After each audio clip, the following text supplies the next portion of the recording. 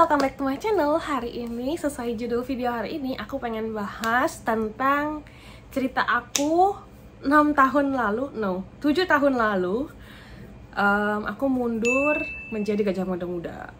Nah, ceritanya agak panjang, tapi aku akan singkatin karena video ini nggak bisa panjang-panjang, nanti editnya agak ribet. Jadi, dulu, 7 tahun lalu aku lulus SMA. Aku itu daftar penelusuran bibit unggulnya UGM. Waktu itu penelusuran bibit unggul itu cuman sertai nilai rapot, sertifikat, dan lain-lain. Terus puji Tuhannya aku lolos. Di penelusuran bibit unggul aku diperbolehkan ambil 2 jurusan. Jadi maksudnya aku boleh pilih 2 jurusan. Jadi kalau aku nggak keterima di jurusan yang pertama, aku keterima di jurusan kedua. Lalu singkat cerita, waktu itu aku daftar, aku puji Tuhan keterima, tapi sayangnya aku keterimanya nggak di pilihan pertama aku. Pilihan pertama aku waktu itu di UGM Hubungan Internasional, yang teman-teman tahu sendiri itu adalah jurusan favorit di UGM. Jadi ya walaupun keterimanya di pilihan kedua, tapi di pilihan kedua pun aku sebenarnya itu emang aku nggak gitu struck. Aku ambil pilihan keduanya itu karena emang aku takut nggak keterima aja, jurusan favorit gitu loh. Maksudnya aku saingan sama se-Indonesia, anak-anak yang pinter, terus yang punya potensi gitu kan, maksudnya maksud UGM. Terus jadi waktu itu mamaku juga nggak gitu setuju aku pindah ke Jogja. Jadi ya menurut aku restu dari mamaku itu penting. Kalau mamaku nggak kasih ya berarti bukan jalannya. Berarti maksudnya Tuhan juga nggak kasih that feel to my mom. Jadi aku nggak lanjutin karena waktu itu juga aku keterima kerja gitu. Aku dapat kerja. Jadi waktu setelah lulus SMA aku kerja, walaupun aku memang ada daftar-daftar ke universitas yang lain, yang di Jakarta, terus yang daerah Tangerang sana, yang deket-deket aku daftar, keterima, puji Tuhan, hampir semuanya keterima. Tapi setelah itu aku nggak ada feel untuk daftar ulang. Misalnya kayak di universitas, salah satu universitas di Tangerang, di Karawaci, kalau teman-teman tahu yang 3 huruf itu ya. Terus dari gitu aku dapat beasiswanya, tapi beasiswanya itu nggak yang full, aku bener-bener masih harus bayar. Dan aku kagetnya jasnya aja 2 juta lebih. Aku ngerasa aku masih ngerasa tuh kayak ini beasiswa atau bukan, masih ada uang fasilitas, uang pangkal, dan lain-lain. Jadi aku ngerasa juga aku nggak pengen di sana. Mayoritas jurusan yang aku pilih itu adalah jurusan hubungan internasional karena waktu itu pengen jadi diplomat. Jadi aku emang waktu itu daftarnya ke hubungan internasional aja. Tapi setelah aku lihat perincian biaya dan lain-lain, aku merasa aku nggak mau nyusahin mamaku lagi, nggak mau ambil uang dari rumah gitu kan. Jadi aku kerja aja, aku putuskan untuk kerja 1 tahun. Dan dalam 1 tahun itu aku dapat informasi beasiswa Taiwan. Jadi waktu itu aku daftar ke Taiwan karena pertimbangan di Taiwan mahasiswanya bisa part time, bisa kerja, bisa cari uang sendiri, beasiswanya banyak. Jadi emang aku pikirannya itu adalah aku pengen mandiri 100%, dan aku pengen belajar Mandarin juga untuk memperkaya skill bahasa aku. Akhirnya aku putuskan untuk daftar ke Taiwan, dan waktu itu cuma daftar ke Tunghai karena waktu itu kebetulan aku cuman emang pengen daftarnya tuh ke International Relations, dan aku waktu itu nggak ketemu yang lain. Aku tuh dulu nggak tahu apa-apa masalah Taiwan gitu. Aku karena emang nggak ada pikiran untuk kuliah di luar negeri. Jadi waduh, kemarin ini pas aku mau daftar ke Taiwan pun aku bener-bener blank gitu. Aku nggak tahu apa-apa tentang Taiwan, nggak tahu universitas terbaiknya yang mana, terus udah gitu universitas yang ada hubungan internasionalnya yang mana, atau yang jurusannya bagus yang mana. Aku bener-bener nggak tahu. Jadi modal nekat doang.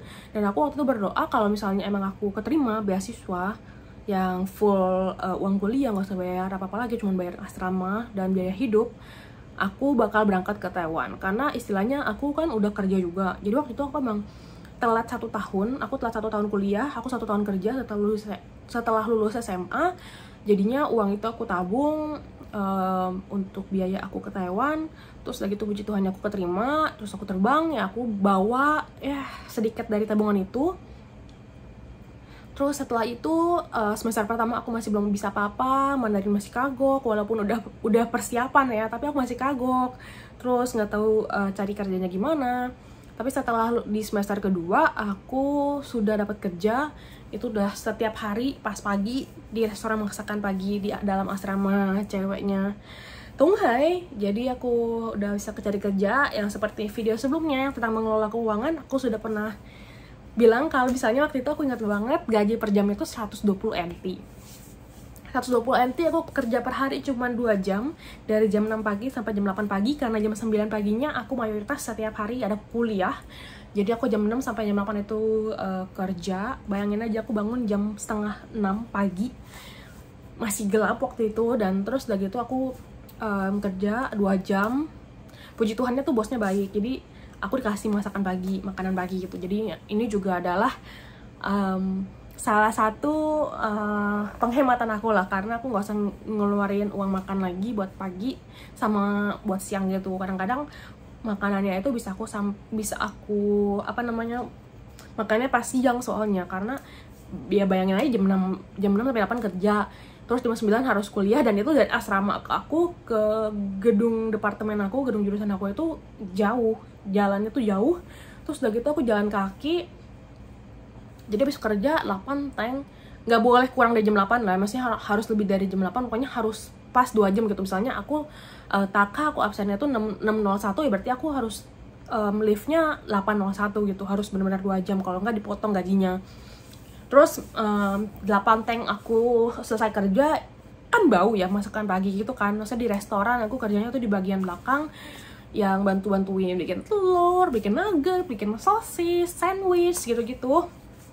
Jadi itu bau, aku harus pulang ke asrama dulu, ganti baju, mandi kadang-kadang, soalnya biasanya tuh aku mandi lagi kalau misalnya habis pulang kuliah. Kan aku pas pulang kuliah juga balik ke asrama untuk makan, aku nggak kemana-mana. Waktu itu benar-benar hemat, jadinya